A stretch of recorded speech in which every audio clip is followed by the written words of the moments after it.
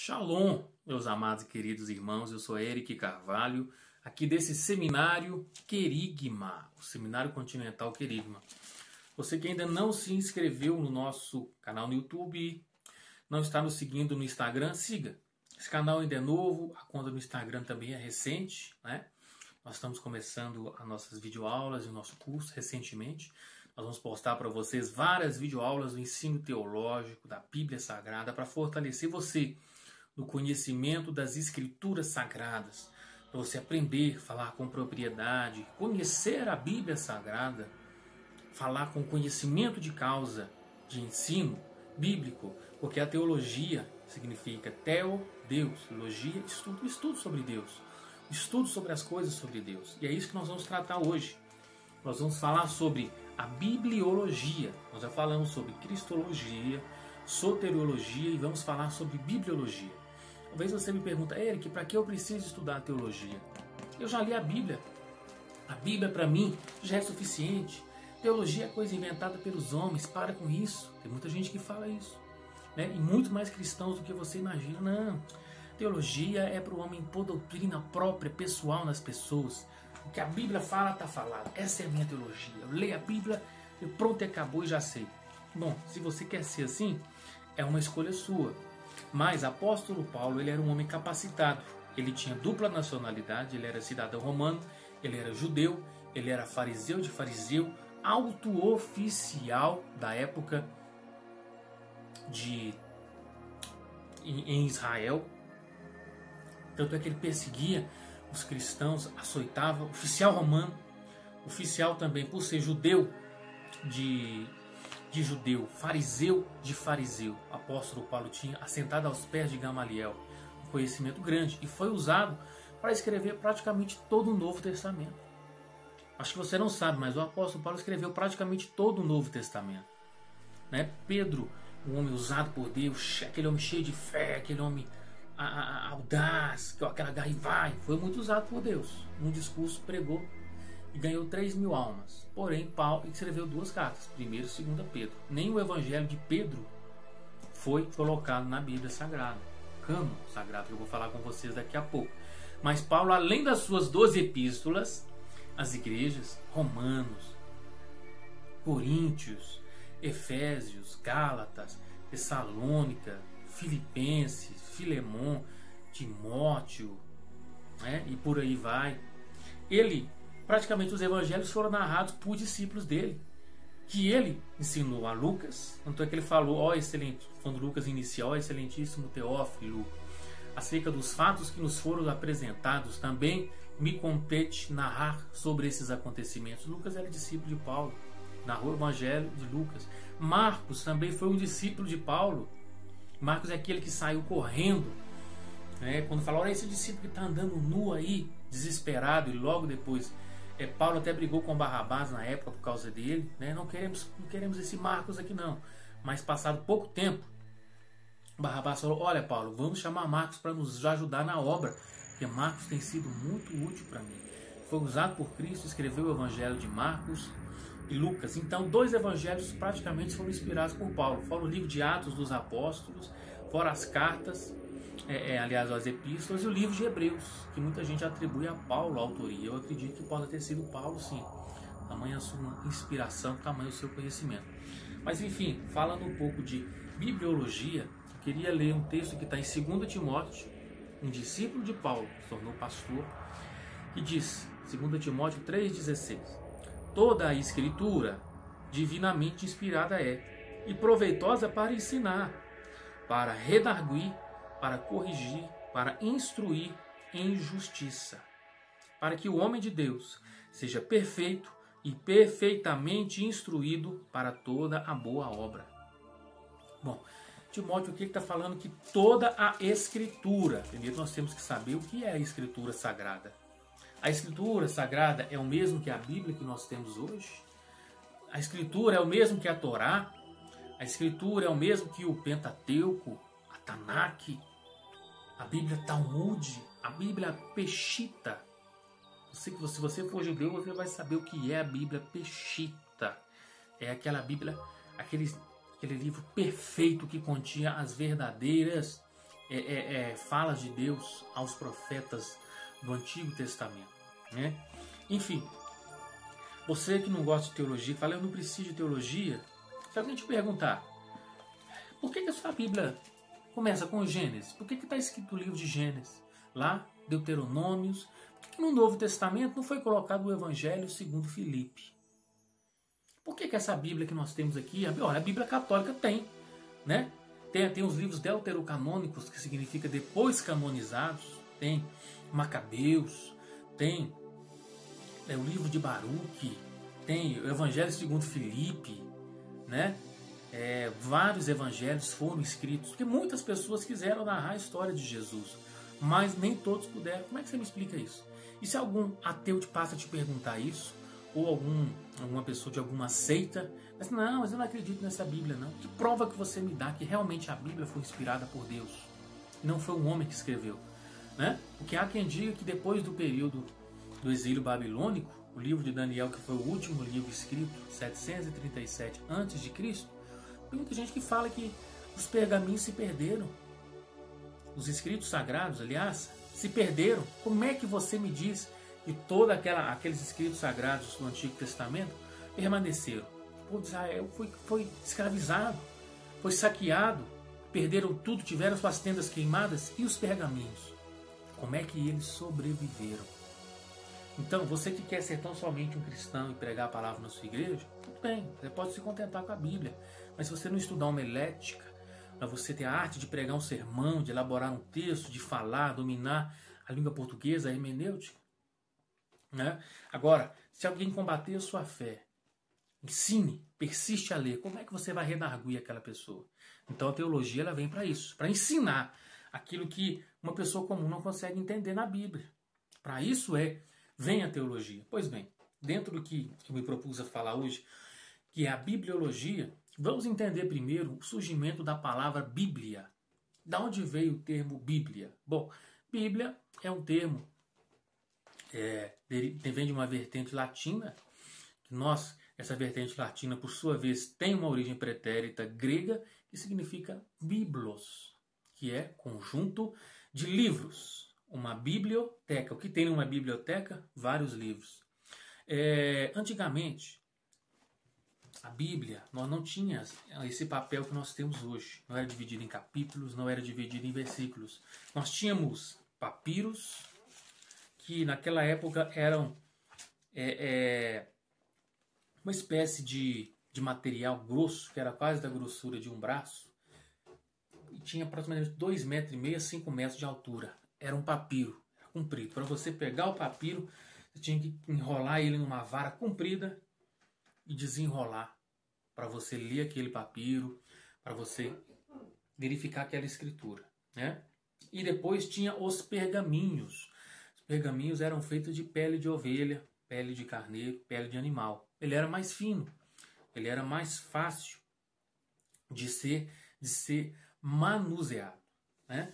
E essa Bíblia que nós temos hoje, o livro para ser considerado sagrado, ele tem que passar por um processo de canonização. Pois bem, o que é cânon? O que é esse processo de canonização? A palavra cânon teve o seu surgimento com Atanásio, no ano 367 depois de Cristo, que passou a utilizar a palavra cânon, que significa regra ou vara de medir.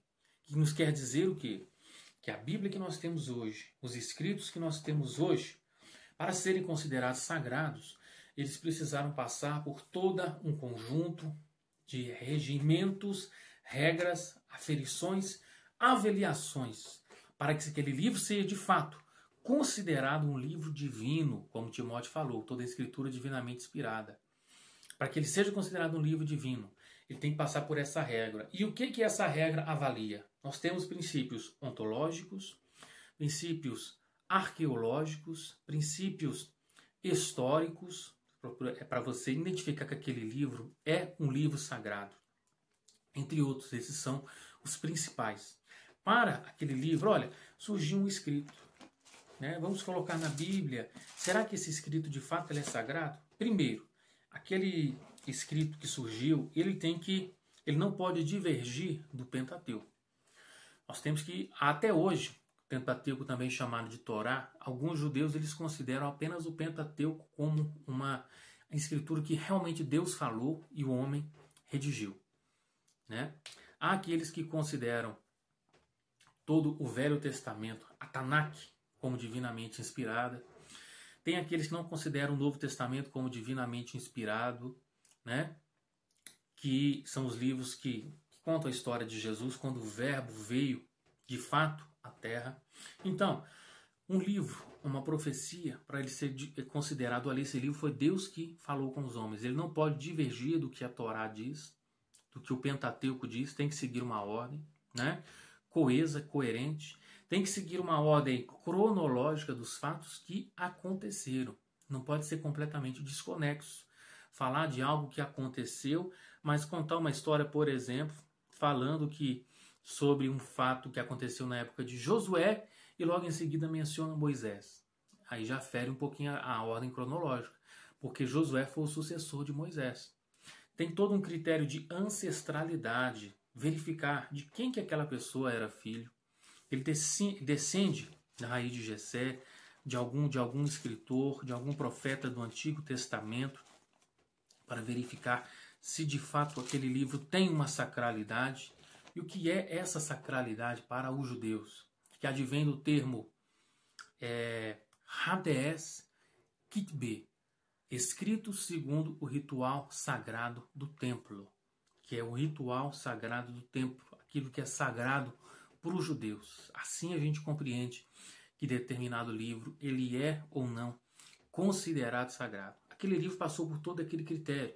Além desses critérios que são critérios materiais, critérios objetivos, olha, o escritor de fato existiu, veio de uma linhagem parente de Abraão, é uma pessoa que ouvia a Deus, conversava com Deus, conhecíamos por ser de fato uma pessoa de Deus, confere com a ordem cronológica dos fatos, não diverge do que está no Pentateuco, não é?